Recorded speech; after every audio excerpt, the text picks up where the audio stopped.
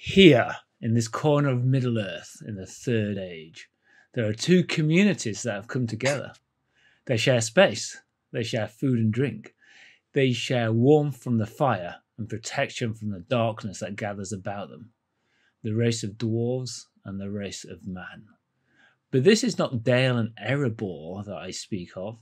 No, this is the House of Brech, on the edge of the wastes and gazing off towards the looming barrier of the withered heath, birthing place of dragons.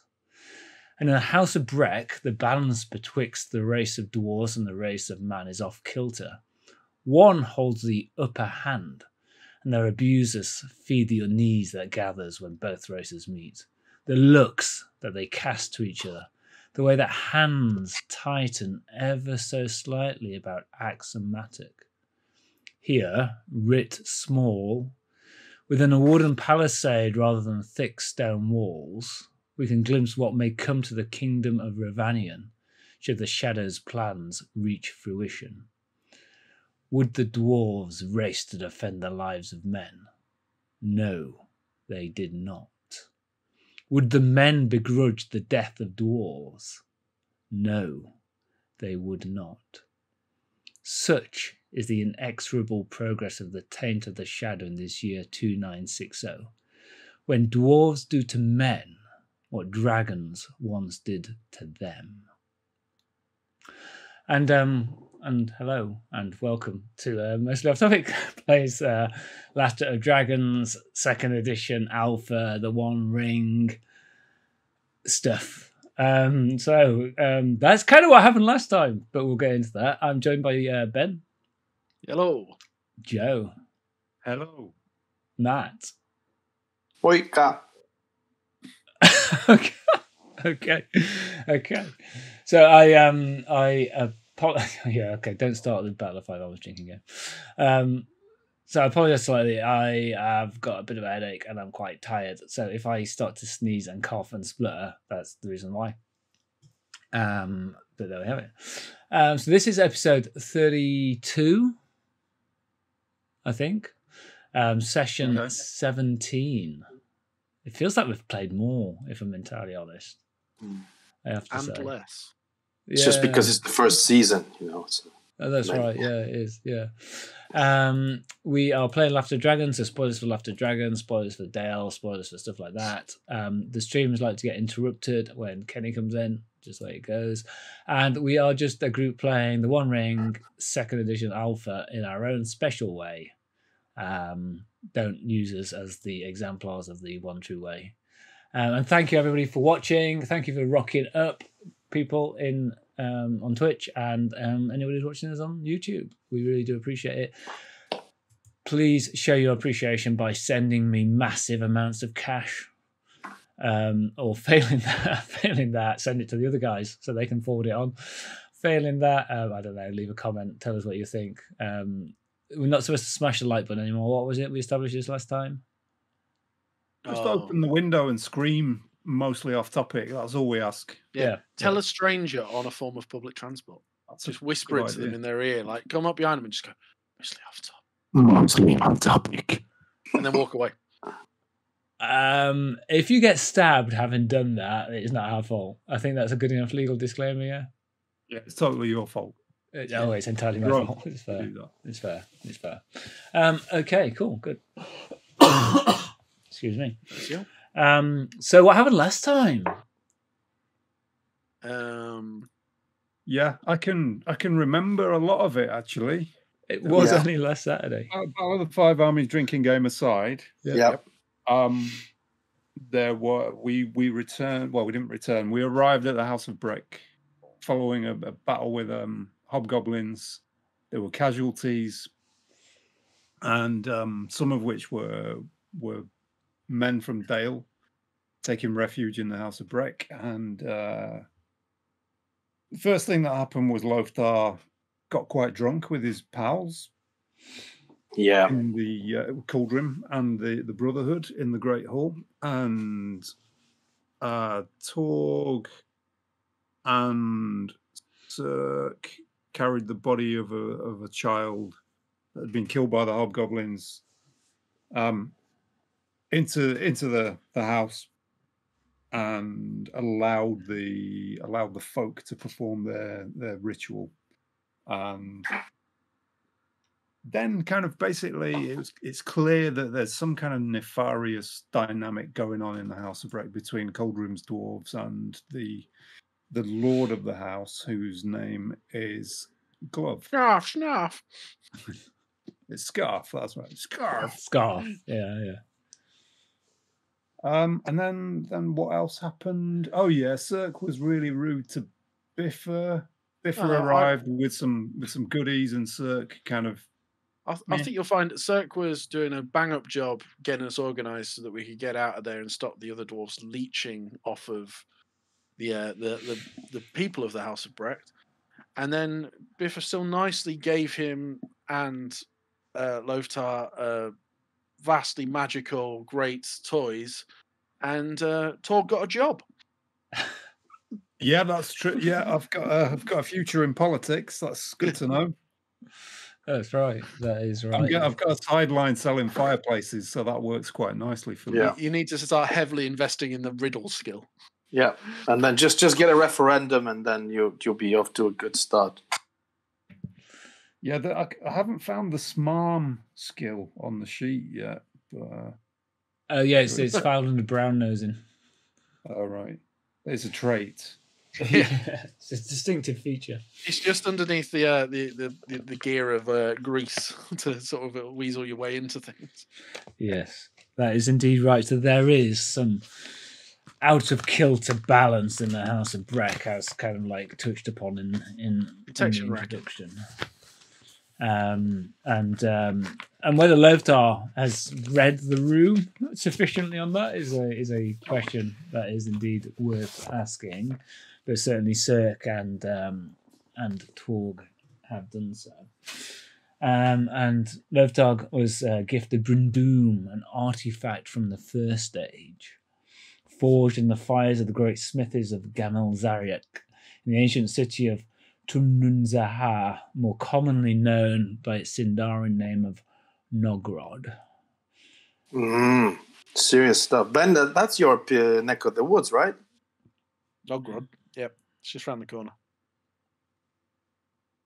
Well, there was a breaking of the earth between the ages, and the treasures of Nogrod were largely lost, but this one's around. And Sirk was gifted from Domi the puzzle stones that Domi has used throughout his long and distinguished career to help Domi understand various kind of riddles and interpretations, to piece together disparate facts to come to a complete whole. A set of flat stone and worn flat stones carved with a dwarven Kuzdul rune on each.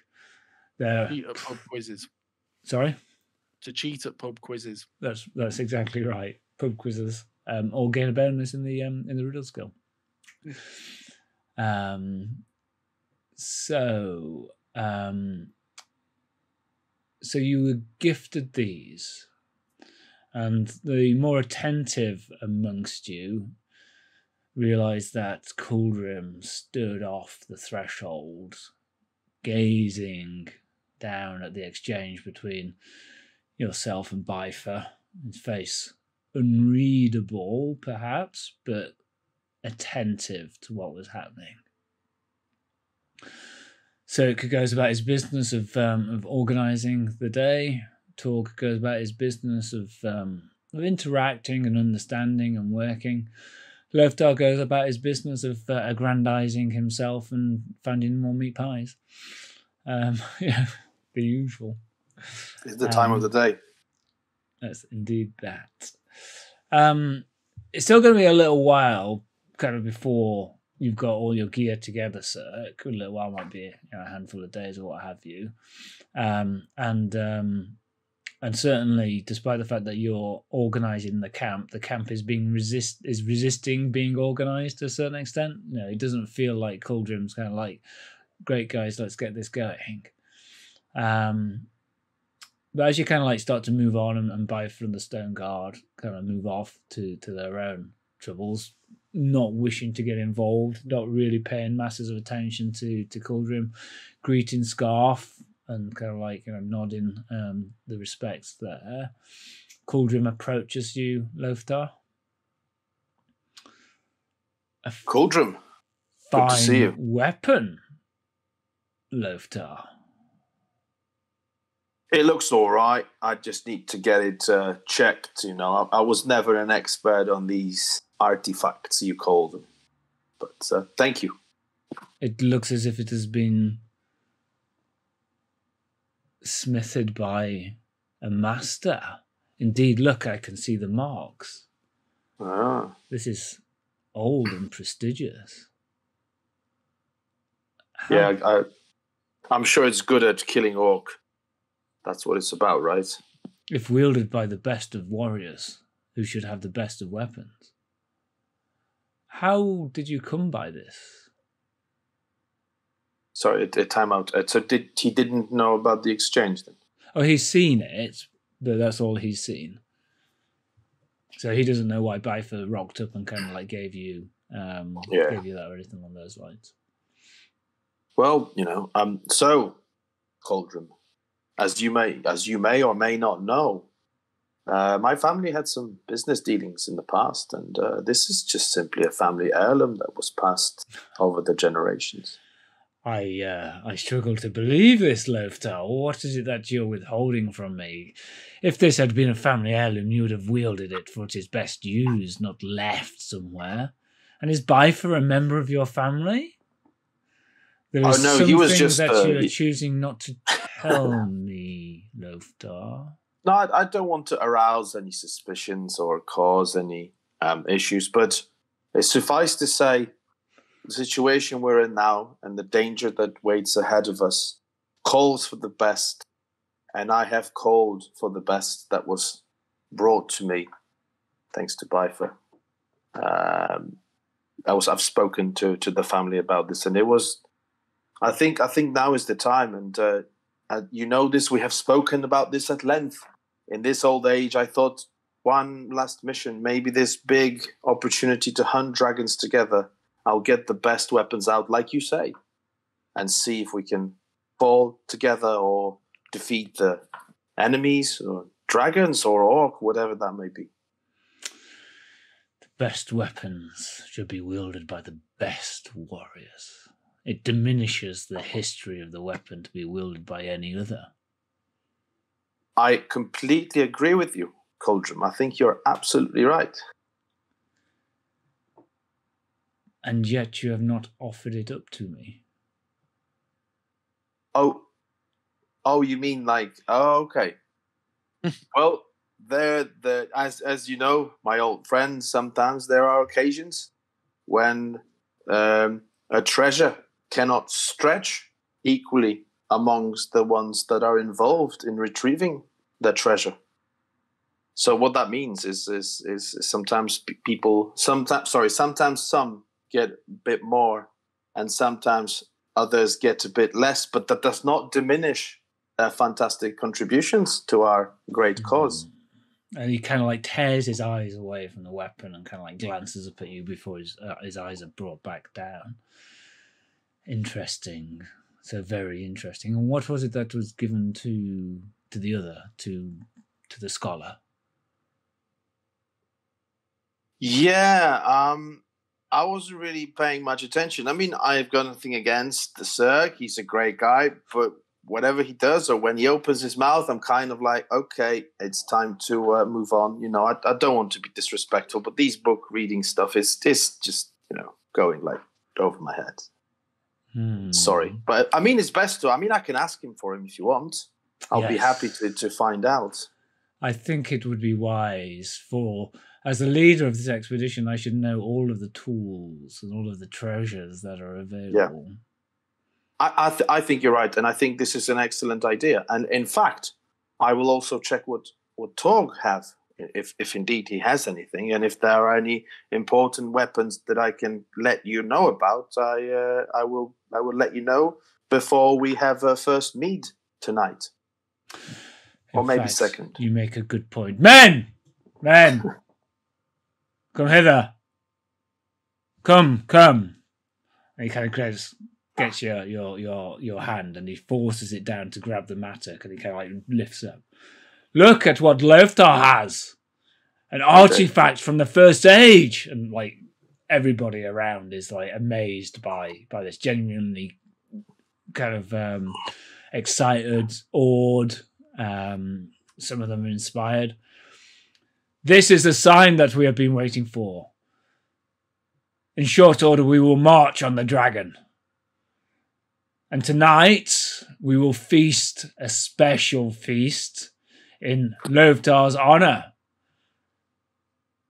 We will ensure that this great treasure is given the place that it deserves in our company.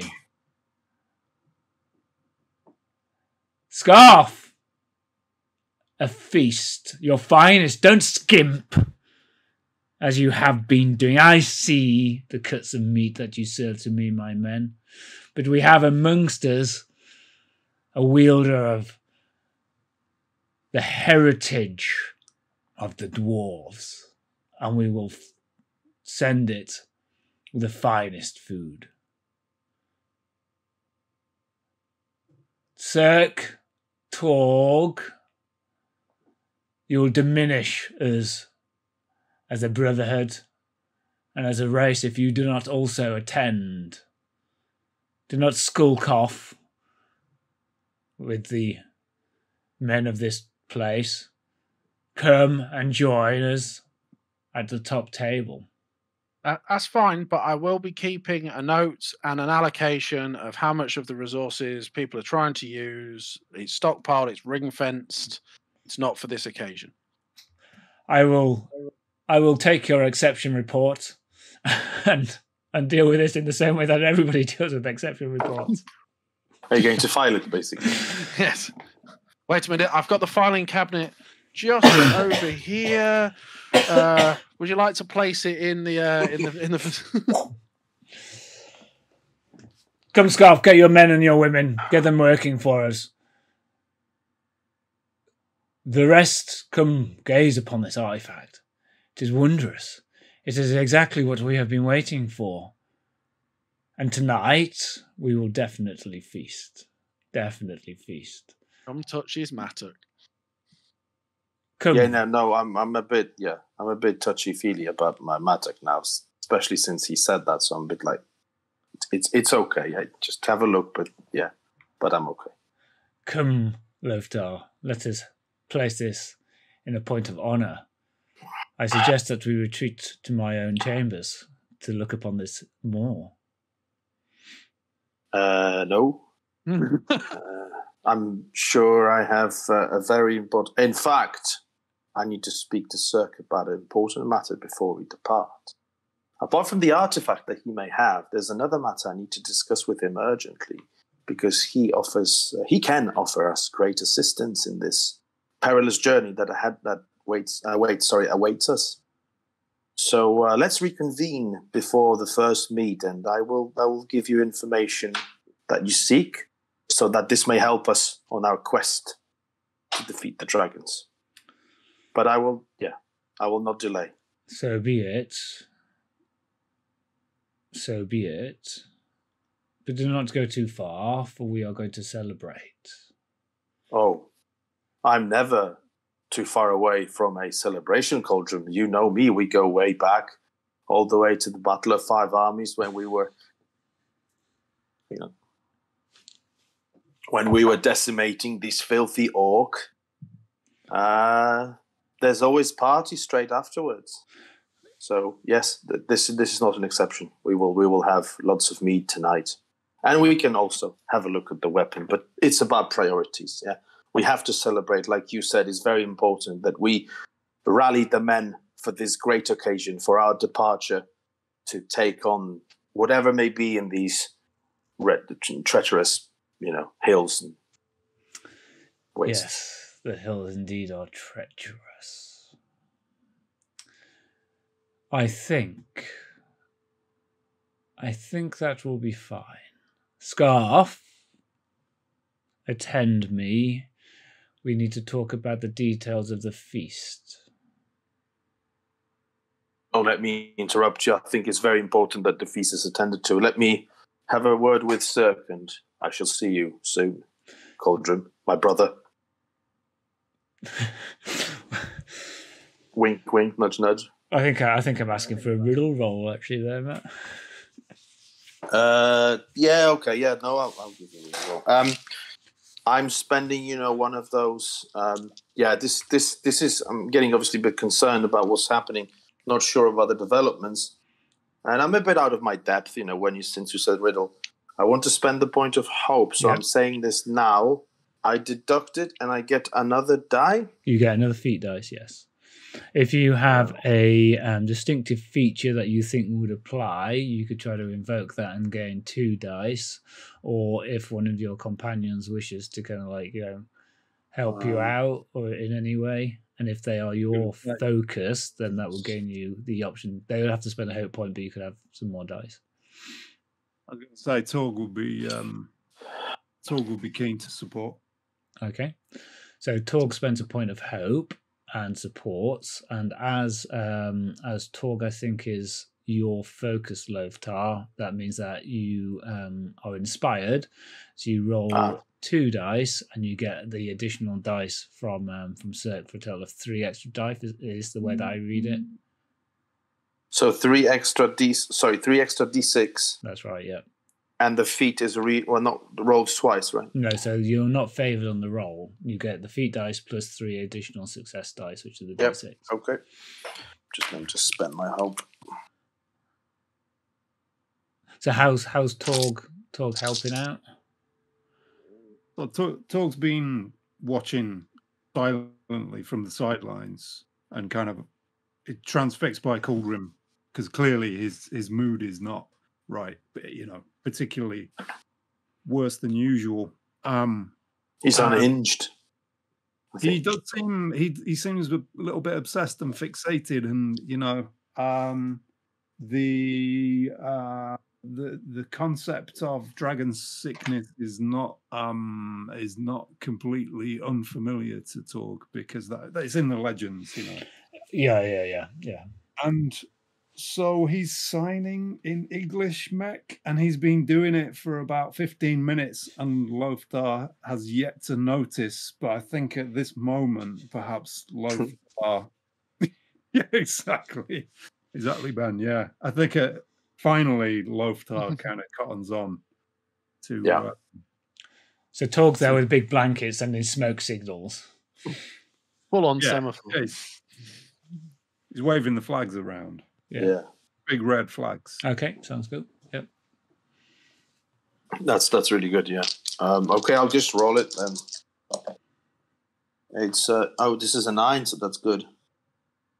15. So you're going against target number 16. Yeah, it's good. Sadly, there's lots of dice here, but no great or extraordinary success. But it's a very high score of what's it? Sorry, 9, 18, 28. 28. That's pretty good. Thanks, guys.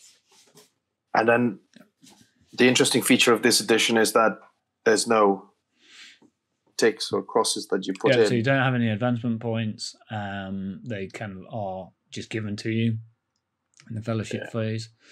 And just for those rules lawyers amongst us, Torg does have riddle as one of his skills, so he can help you, because it's a requirement that the person helping also is skilled in that way. Okay, so Cauldron seems to kind of like buy the fact that yes, you're being straight with him, that there's nothing untoward here, and beyond the behavior that's been demonstrated in the exchange, he doesn't get any more suspicious. He doesn't get inflamed.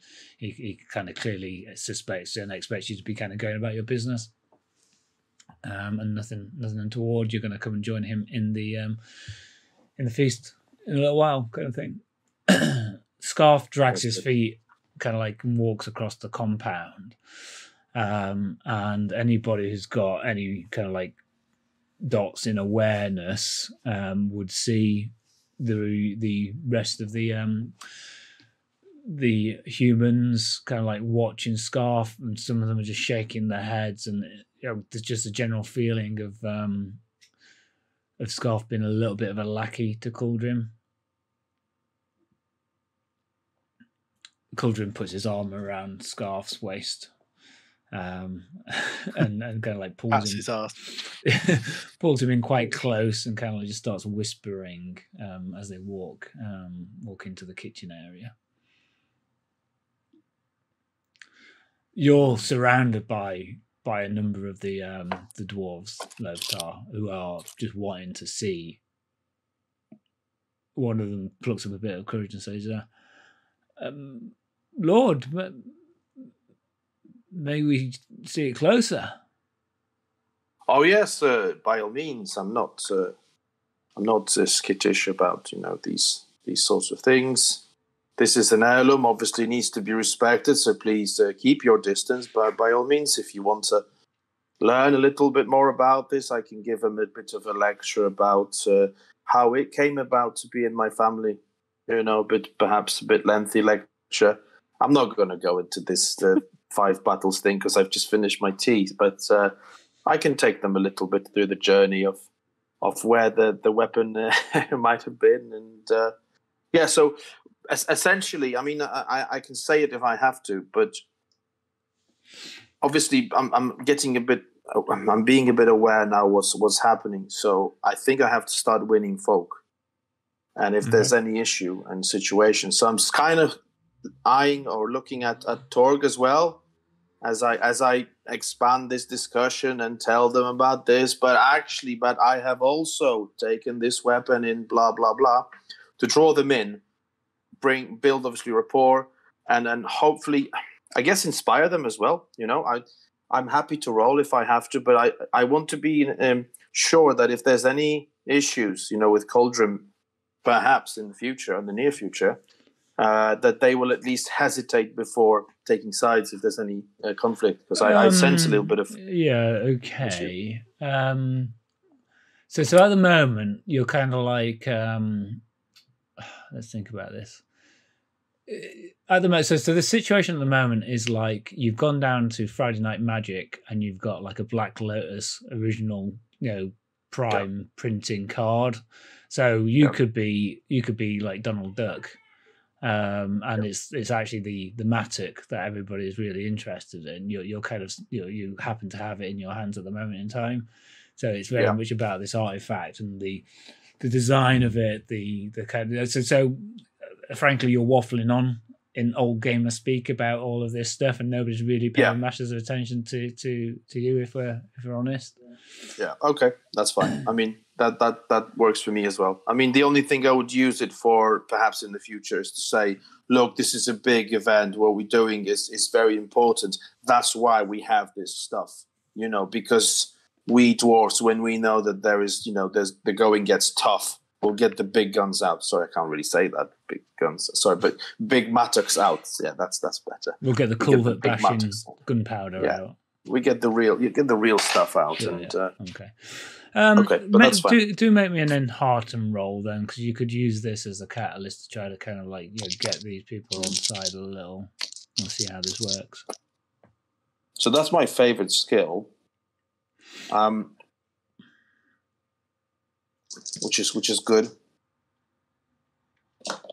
You roll the feet die twice, or 2 feet. Yes. With my 2 feet. Oh, there he is, the man with the beard and a hat and a pipe. Cool. Arrived. No, you wish. No. The proper guy, the grey guy. So I got Gandalf and just a standard success. So more by the fact that you have got the weapon and therefore there's a little bit of reflected glory in it than anything that you're saying or doing. You feel that some of the dwarves are well disposed towards you. That's great. I mean, that's as much as I could have hoped for. So I'll then walk away to have a chat with Sirk. Yeah. You kind of wander across and everybody kind of watches as you kind of like go across. I was going to ask about this actually. What you've just put in the chat, Ben, which is so Loftar, are you basically spinning them a yarn that this is a an heirloom. I tell him a long story about the 5 minutes ago when I got this thing off from a dwarf you've never met before. But Biffa was basically, you're telling them that Biffa was returning it to you, its rightful owner. Yeah, so yeah, I called in the big guns. So I did think about calling for a riddle roll, and I decided not to for a couple of reasons. Firstly, you'd already just done a riddle roll with Cauldron, so I kind of like allowed that to extend itself a little bit across into this. And also, your riddle roll with Cauldron was to kind of try to convince him that story was genuine. The difficulty is that Cauldron knows you from the Battle of the Five Armies, so why the hell weren't you using this family heirloom then? Yeah. So you know. Wasn't important enough. I'm not trying to drive a truck through it, but the reality is that nobody's really paying masses of attention to your story because even if your story was true, it's like 0.0001% of the history of the weapon in any case. So they're not that you're just background noise to them focusing and fixating on this. So I decided not to call for another roll. Thanks. Great. Yeah. Because actually they're not really that bothered. Cauldron's judgment is clearly a little bit clouded at the minute as well. Yeah, he's full on magpieing, isn't he? It's off his trolley.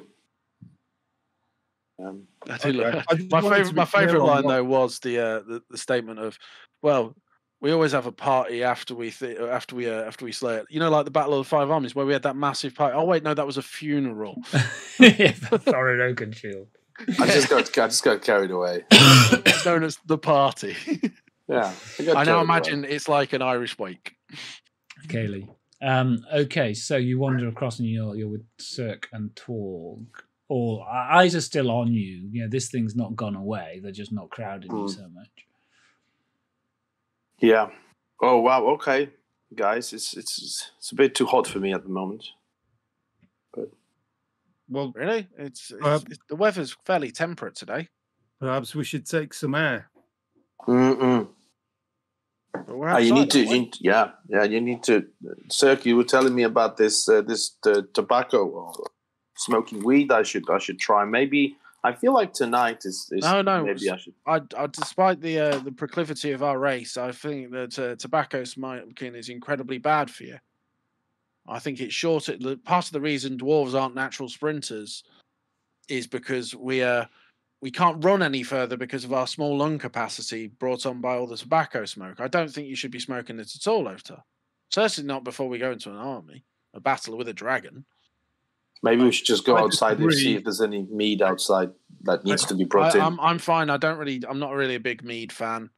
As long as you stay away from the mead that I've already allocated, the caravan supplies, enjoy yourself. That's all the mead, for the record. So we make our way outside and try to find some privacy. Outside of the stockade?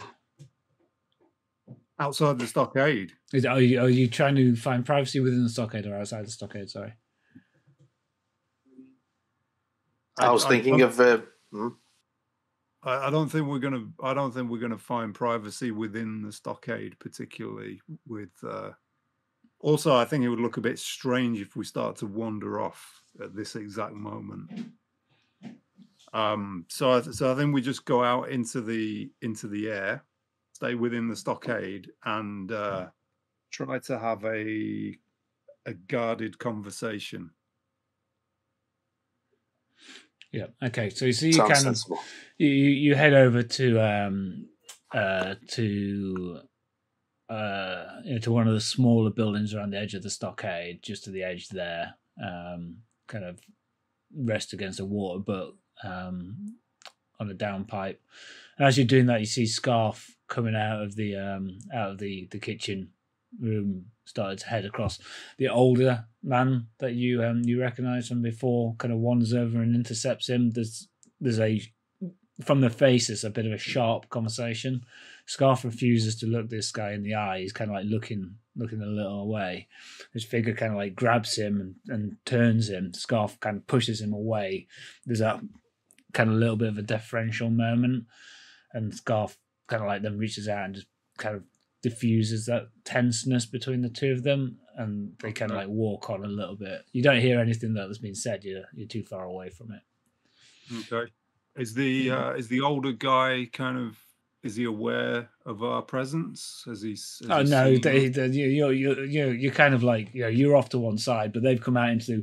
If you imagine there's the stockade, there's a main building sits in the center of it, and that's like the common area that Scarf has walked across. So their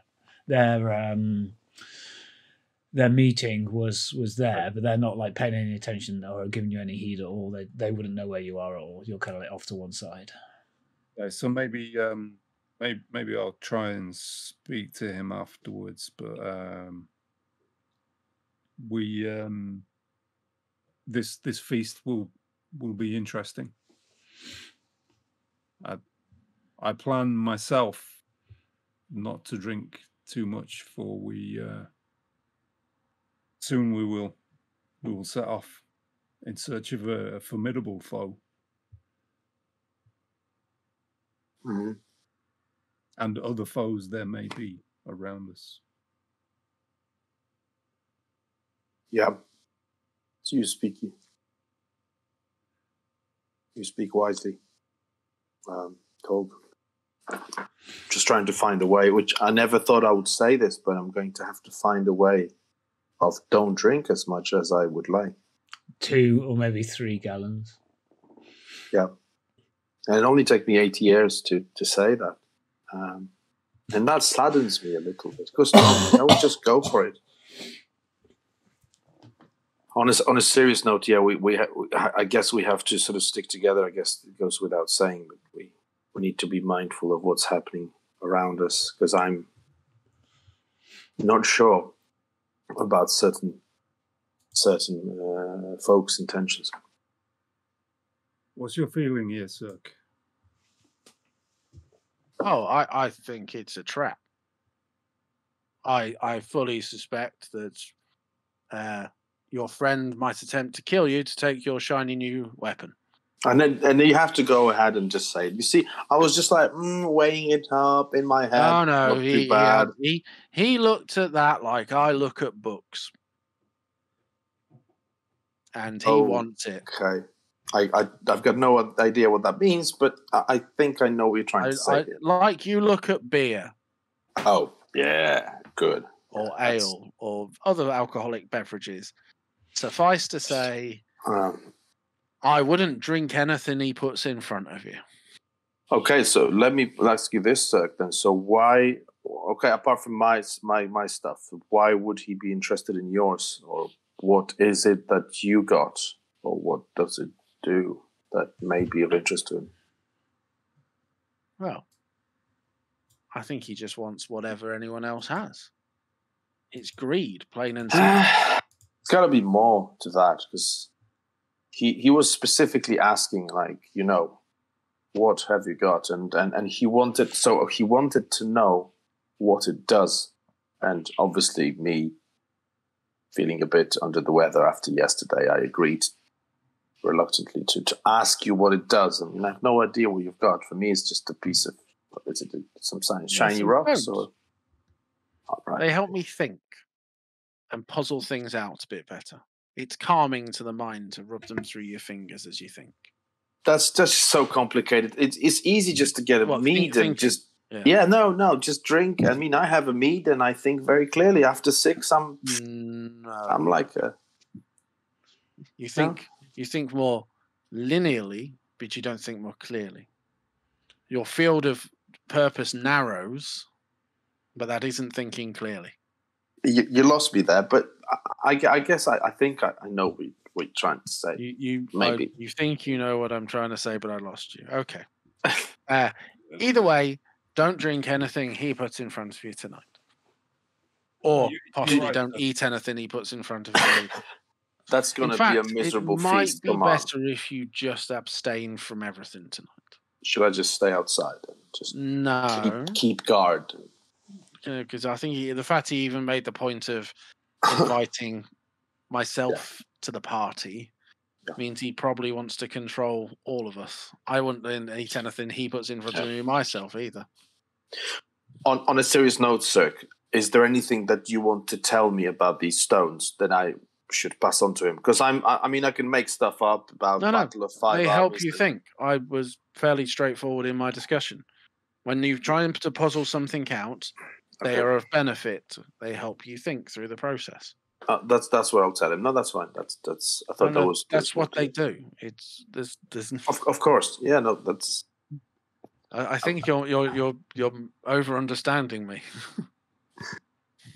I don't think that's possible, but yeah, okay.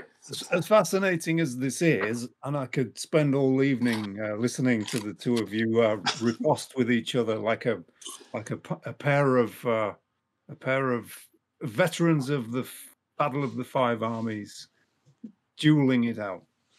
But serious question, Loftar: how well do you know Kuldrim, and how well can we trust him? Very good question. Very good question, Torg, and I'll answer you. Increasingly, as of late, I think there's just more about banter. When we were closer, we would battle together, and then that's the trust that you have, because you connected with blood, because there's a battle. Yeah, on orcs and stuff, but you can. I can't explain it, but it's different on the battlefield. That's different because he's your partner or your brother, and you entrust each other's lives to the other person. It's less so. Obviously, we've not had that much contact. That's one thing, and the other thing that, like I said, it's a bit about banter. Friends growing apart. I'm not quite sure who he is, and. I am just a bit concerned of how this all can unfold tonight. So I think we should be on guard. But I wouldn't trust him with anything. Kuldrim was explicit in telling us that we would be observed, and our revelry and our merrymaking should be appropriate to the situation.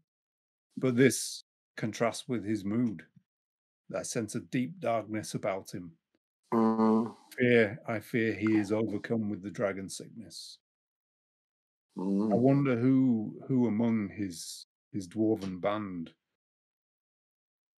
could shed some light on this. Perhaps he's second in charge. Aye, and perhaps Loftar, you could seek out someone who has Kuldrim's ear and spend the evening merrymaking with this person. I myself will go among the men of Dale and find out what I can from them. Sirk, do you have an instinct here? I just want. When I've been investigating, have I found any wine from the Toft? No, but there's a guy climbing a fence who needs to be speared. Is there someone trying to climb over the balustrade? There'll be no shadow in it if you spear him, just for the record. It's completely justified spearing. Oh, 100%. In fact, you should get like unshadow points. Just wine from the Toft, yeah. Torg, I had another. I don't want to interrupt, but I had another thought. Is there any way we can get to these humans and get them to bring us water instead of the meat on at least, sort of infrequent basis? So, every now and then I don't know. I'm just trying to think about how we can cheat our way out of getting completely wasted. Again, something I never thought I would say in my life, but let me pick that up with them. I will speak to possibly not Scarf, but let me speak and convene with them. Then I will join the feast and watch for my sign. Because okay, and I should say it now. If there is, there are concerns and we can't get stuff done, I might have food poisoning, or as a last resort. I think food poisoning will be the least of your worries, Loftar. Oh, I know. Yes, it's a difficult one. Dwarves are naturally resistant to poison. But it's it's just like, I don't know, just to tell them something. But yeah, I get your point. In D&D 5e, maybe. Okay, yeah, No, it's it's just in like 5th I would edition or feel not, I'm unwell. entirely honest. I could the feel unwell. evening could be difficult. I think there's more to be gained. I don't think we'll.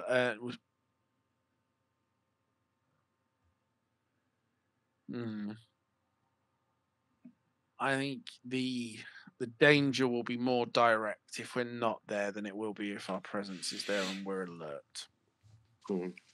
I think if we actively avoid, be it through, despite your vast acting skills, Loftar, I have 100% confidence in them believing anything you tell them, providing there's a shiny object to distract them in front of you. Okay. I don't think you claiming to be too unwell to drink will be believed somehow. No, I know. I had to try, but yeah. Whereas I think going into the situation aware that we're going into a dangerous situation at least gives us that edge in maybe coming out the other side of it. Yeah, well, it's all about having a dagger nicely tucked in somewhere so it can be handy. A short sword wouldn't go amiss. Having a dagger tucked in somewhere is what I'm also afraid of. Well, probably everybody will have a dagger tucked in somewhere. Inappropriate in the sense that dagger stab situation could unfold, but let's not get to that. I meant in my ribs, but okay. Oh yeah. Oh yes. Okay, I get it now. The old dwarven drinking game of dagger stab. Yeah, a classic. Dagger stab drink. Playing the Battle of the Five Armies. Yeah. Already it's the extreme version. Yeah, that's right. Yeah. Okay. So let me just seek out. Sorry, I'm just trying to preempt, perhaps, but let me just seek out the second in command. Yeah. Okay. So we've established before that Cauldron's band is largely Cauldron and then a group of younger dwarves. It's not really a group of veterans in any kind of shape or form. And if you cast your mind back to the first year of adventuring that you guys had together, when they stormed the place in Dale, that was their first blooding, really, as a brotherhood together. Wow. But it has been it's been a few years since then, so they're more seasoned.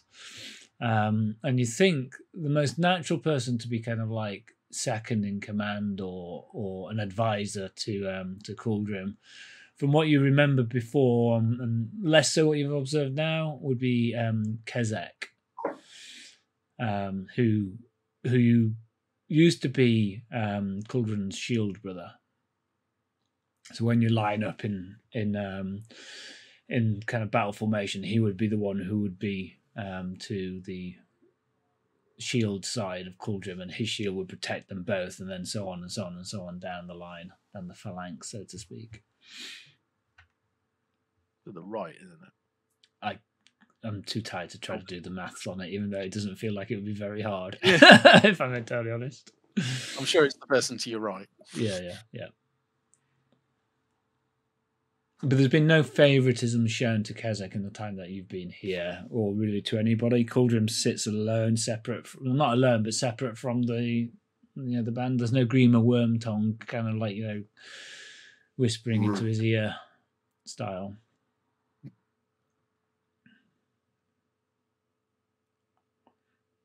But you search him out.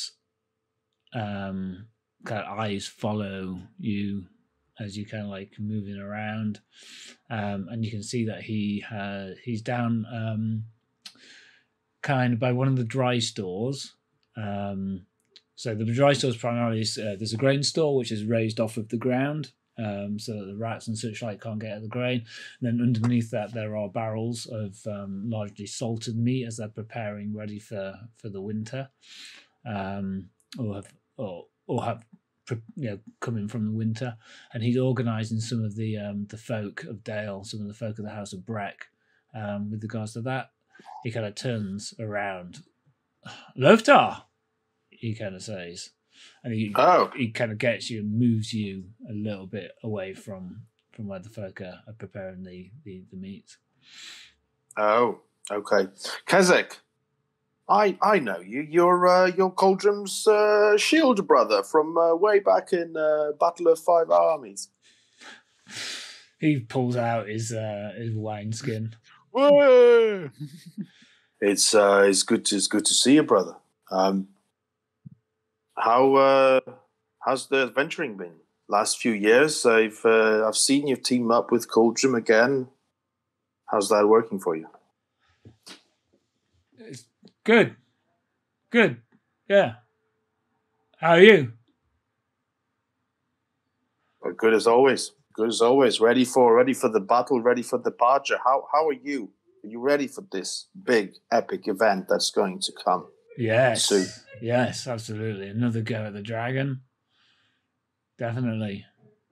Right. Do you think Coldrum is ready?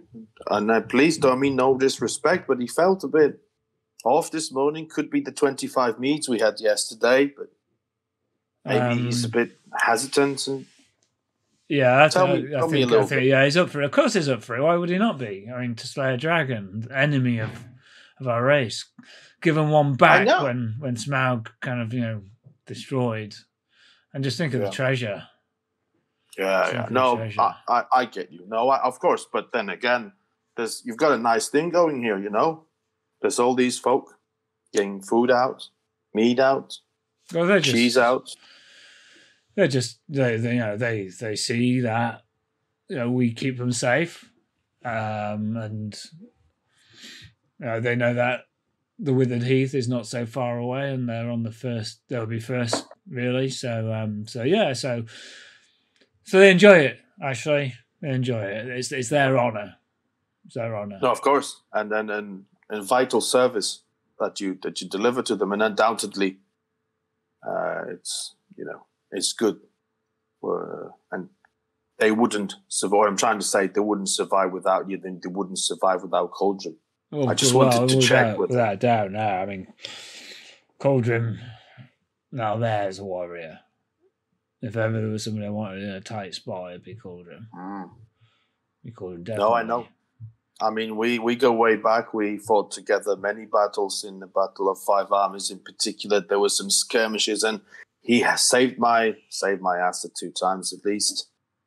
What I'm saying is, he protects these people and he wants to look after them. He will have to leave them. I'm just trying to see, whether that sort of splits him a little bit, whether he dwells on the fact that if we go, we all have to go. These people stay behind. Does that not shake his confidence a little bit? No. And you're a little bit away from the people now. He's kind of like, as you've been talking, it's just been slowly drifting you a bit further away into a quieter, less populated area of it, of the area. Don't ask me for an awareness roll, for God's sake. Can you show me your weapon? Yeah, look. I pull out my dagger from very well hidden. This is a family heirloom, and right. My grandfather had it. Stop with the bullshit, Loftar. Where did you get that from? Where's the mattock from? Can I see it? Can I hold it? No, look. Like I said to the boys, because this is a fair game. This is equal sort of opportunity situation here. We're all soldiers. There's no playing favorites. I don't play favorites. You know it. We fought all men equal. So, like I said to the boys before, you can look, but no touch. That's kind of the deal. You can get the same kind of deal. Because if Coldrum sees us, right, how do you think that's going to go? That's not going to go down well with him. I don't think. Imagine him strolling around from the meat store right now, and I've got the mattock out, and this conversation is going in the wrong places. But he has to have the finest food, has to have the finest drink, he has to have the best chair, Has to have the master's room. You used to be able to roof it, not anymore. Can I have a look then? Yeah, I take a not significant, but I take a noticeable step back and pull it out in a kind of way, so I'm doing it in a motion, sort of combat-y way. It can mean anything. That's what I'm trying to say. But I'm making a little bit of a space and a bit of a distance, and where did you get it? Make from? a little. Yeah. How did it come to you? Well, I don't know. I don't know how much you know about me and my family, but sorry, do I know where's he from?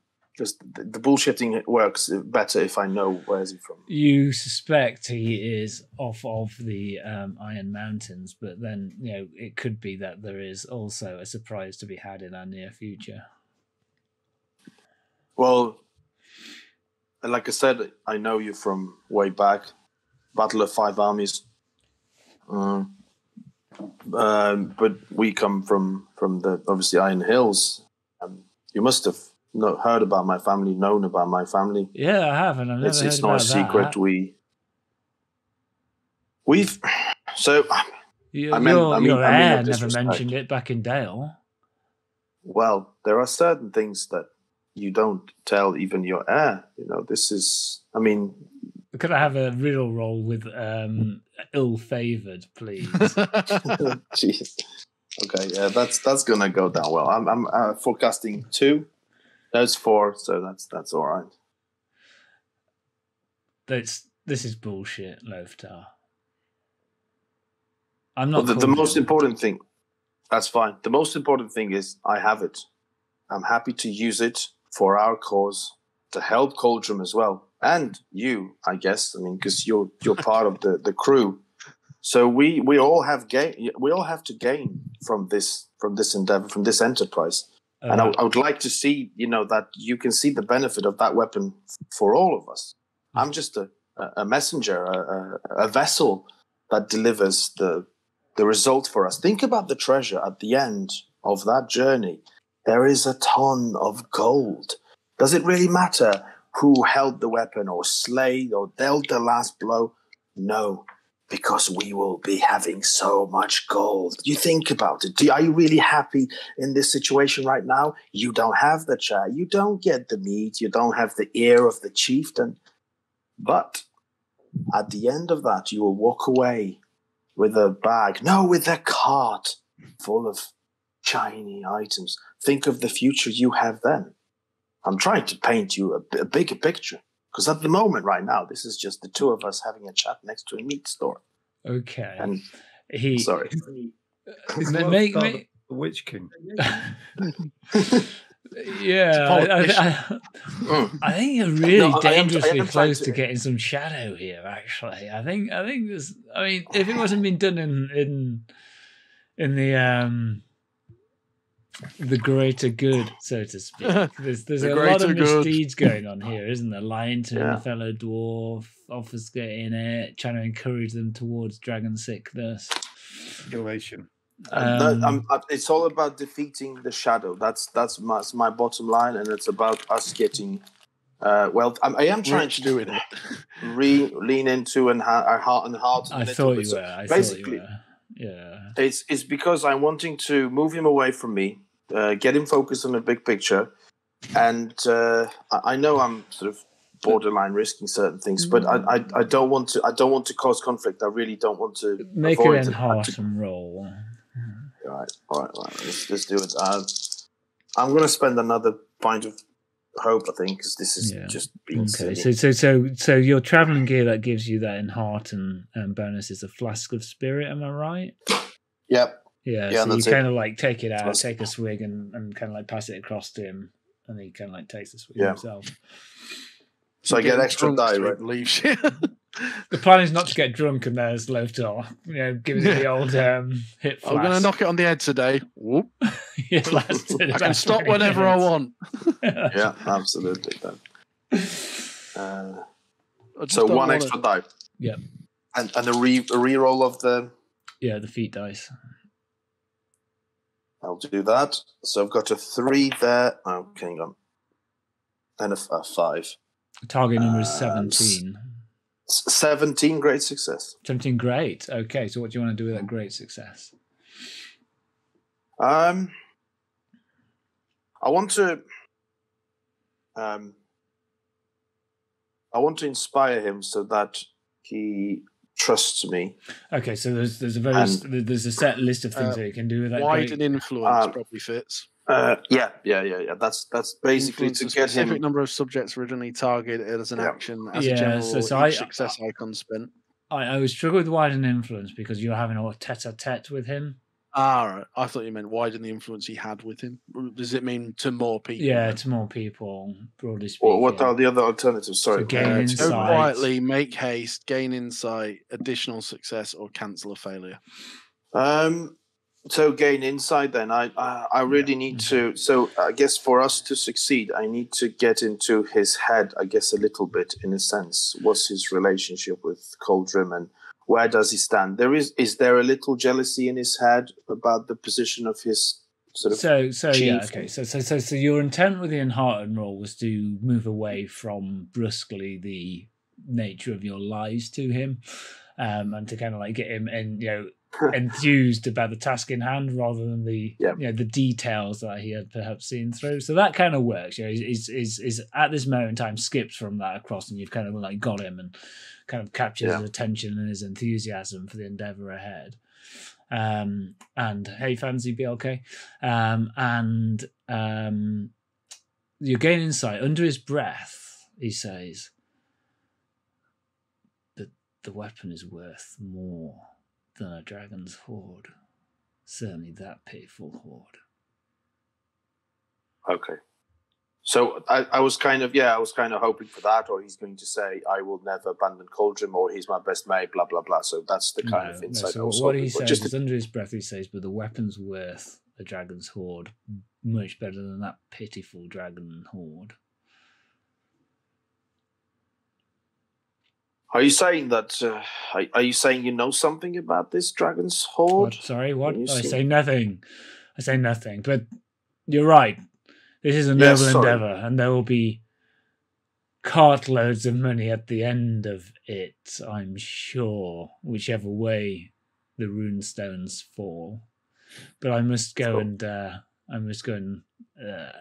tend my task. Coldrim does not allow those that he has charged with a activity to shirk it. Yeah, let me walk with you a bit. I need to go and check the meat store. I think I fancy a bit of a dried meat. Of course, come. So if he goes my way, then I'll just join him for a little bit. Move the poison out of the way! No, nothing to see here. Move along. Yeah, okay, you head down to the meat store. There's some meat being unpacked. They're kind of like getting it out because they're anticipating a big feast. You try a bit.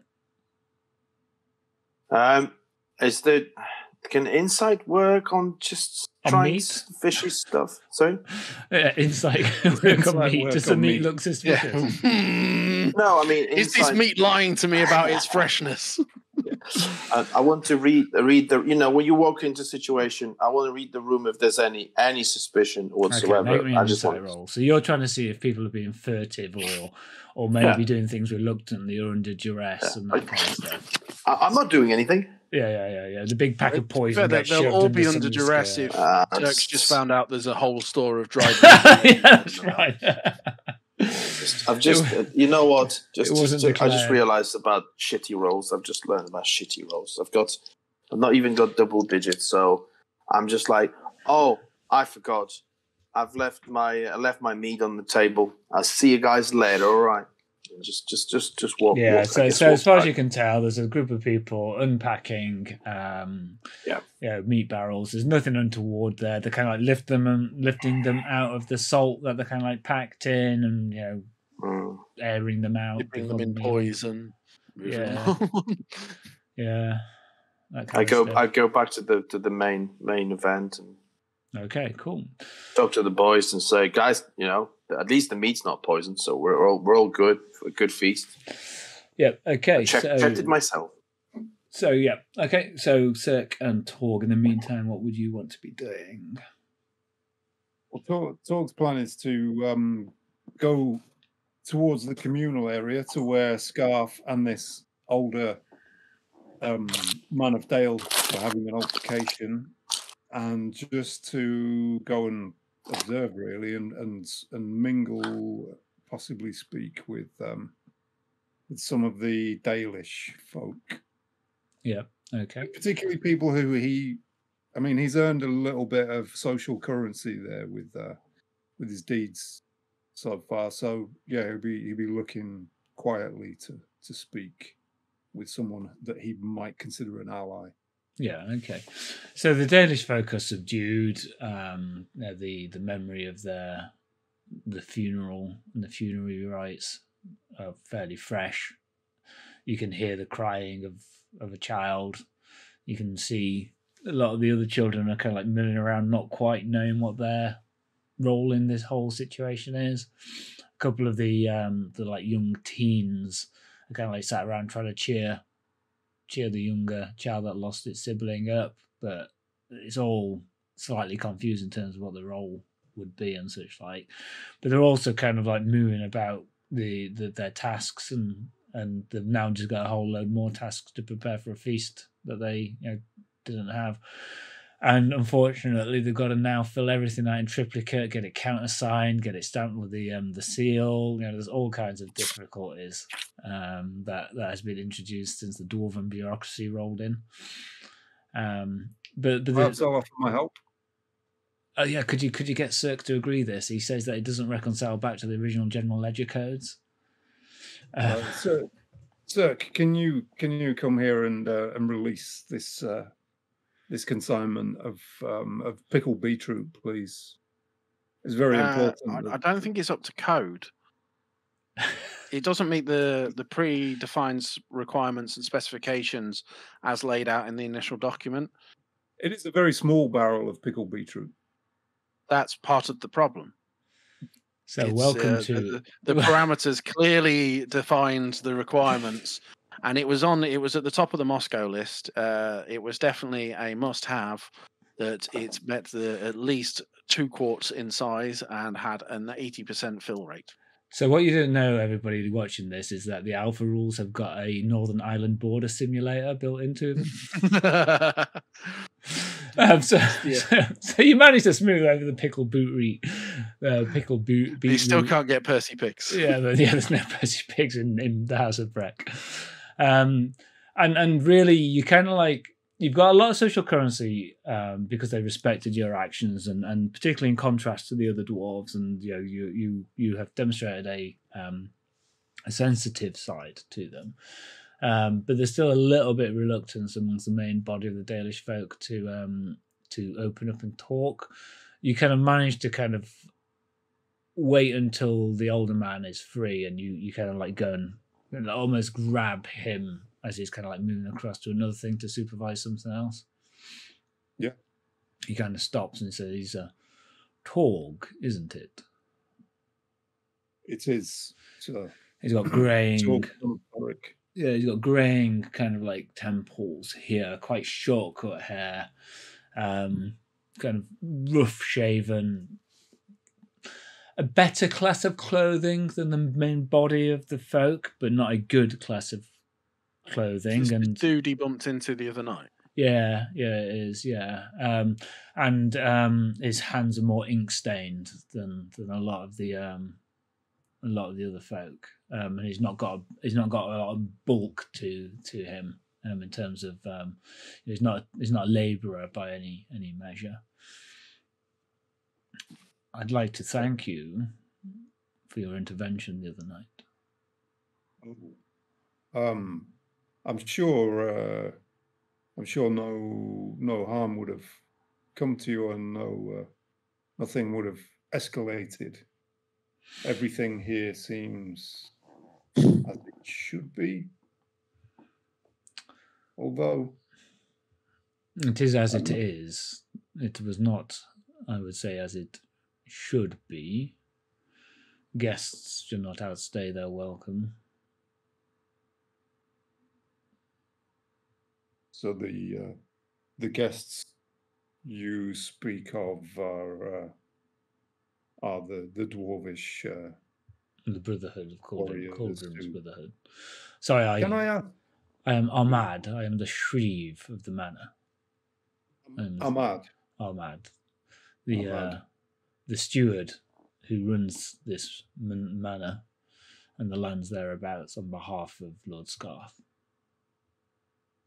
Then it is an honour to meet you, and I'm sure you know a great deal about the business of the House of Brech. And may I ask how long you have been steward here? Since my father passed on, 22 years ago now. And Lord Scarf, how long has he been Lord of the House? Since his mother passed, not 6 years. We resided throughout the time that Smaug was within Erebor. We are used to the rough living, residing as close to the waste as we have done, and it has been tough throughout, but we have made our way. And since King Bard became settled back in Dale, the good times have swung through. And the times we live in now, Ahmad, may I ask your honest view on less good? Aye. If I may speak frankly with you, I sense that these are strange times, and I am wary of the relationship between your lord and between his guests. It does not seem to be a fruitful one for both parties.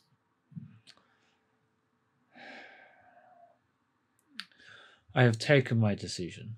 I took it the night that you arrived, and we buried the little boy. And what decision is that? That I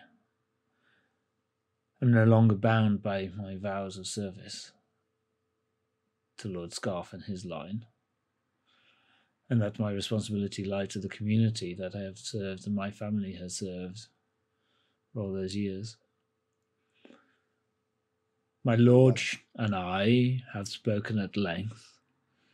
His view is that did he not accommodate the dwarves, then it would have gone worse for us, and there is perhaps some truth in that.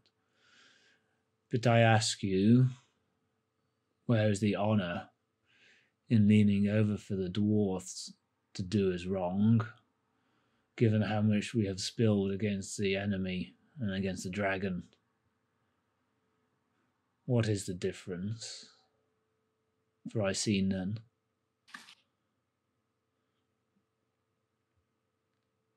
There was a time when I would have blindly followed a dwarf like Coldrim, for he is of my blood. We are from the same earth. The mountain gave birth to us, although we are very different here now. But my views have changed, and I care more for injustice when it is so apparent, no matter the race of those suffering. When I was younger, I could not bear to see the way that your folk were treated after suffering at the hands of the hobgoblins. Yes, when I was younger, I would have said that the oath mattered more than anything else. But now that I'm older, I don't think I give a fuck about it. It's the lives that matter more, and the people that reside here.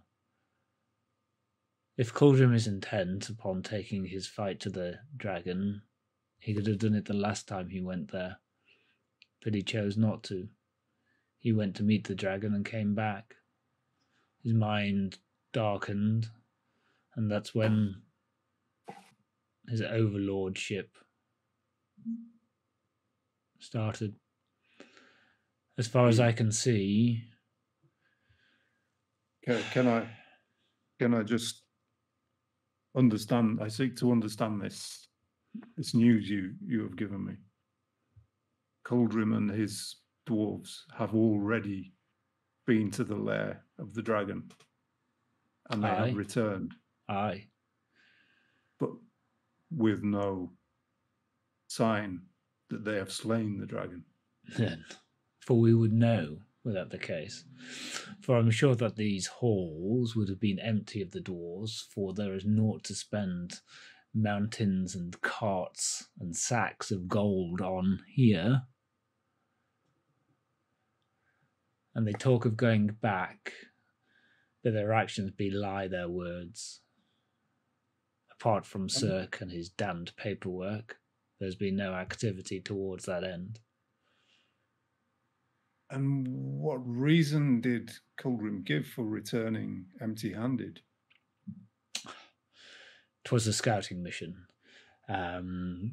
They know now the defences that the dragon has mustered. The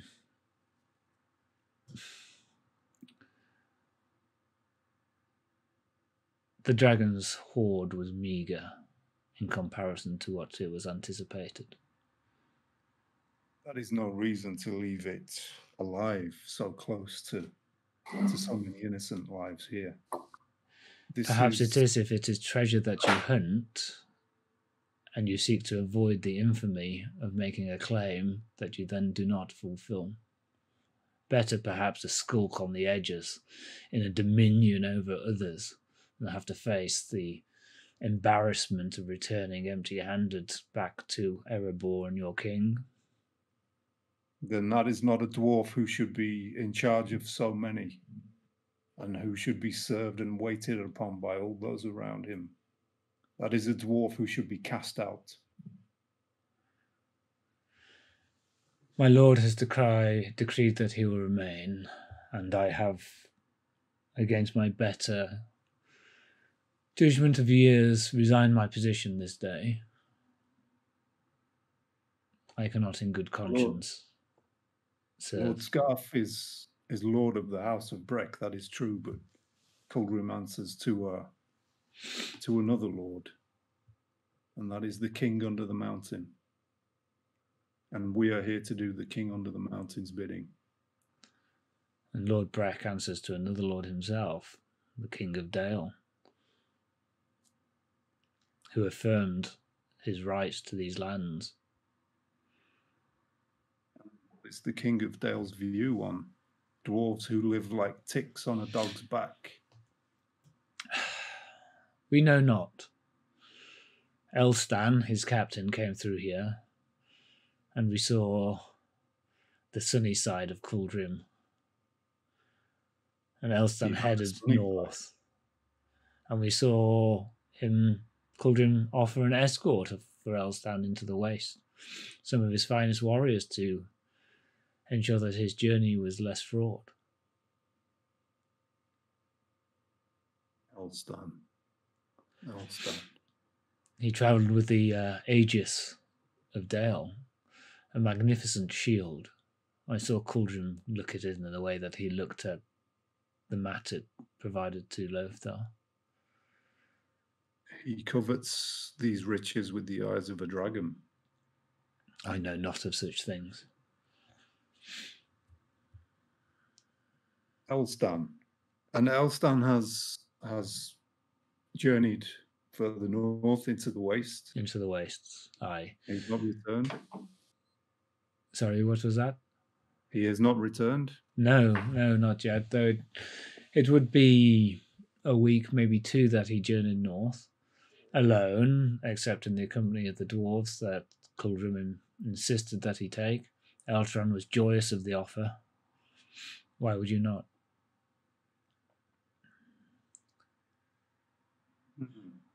The captain is not the man he once was. His strength of arm is not the same it was. And in the way that I have become cynical with age, perhaps he has become trusting with age. Oh, you think the ploy was to take him into the wastes and to take the artifacts? I think that I need to choose the battles that I'm willing to fight, and those battles are for the community that I have called my home for many years, for my life. You make a wise choice. You tread a difficult path. But the path I tread is with the voice of King Dane behind me. And I must speak with my companions about this. This sheds new light on Cauldron. It sheds more darkness upon him. But I must go. I must go, for we are due a break and I need to get myself a drink. Aye. A wise decision. A pleasure speaking with you, Ahmad. Ahmad. Okay, so shall we take a break? Don't drink the wine. It's not from the Toft. The salt of meat is from the Toft. Yeah. Okay, so yes, so let's take a break. Let's take, say, 5-10 minutes, grab drinks, whatever else we want to kind of have. And then we'll be back at, say, 20 to 9 UK time, which is what, 3 a.m. in Finland? Yep. Yeah, his eyes are getting smaller. It's going to be 3 in the afternoon. It makes no difference. The sun is gonna set soon. No, it's fine. Yeah. Okay. Cool. Oh, do you need to do a end of Yes, episode I wrap do. up for YouTube? Yeah. So for our YouTube vid, thank you very much for watching. I hope you enjoyed that. The sound of the thickening of the plot, the sound of the bullshit alarms throughout Erebor going off. And we'll be back with the next episode soon, I guess. I don't know, what do I normally say at the end? I think that's probably it. Yeah. Thank you for watching. Cheers, bye.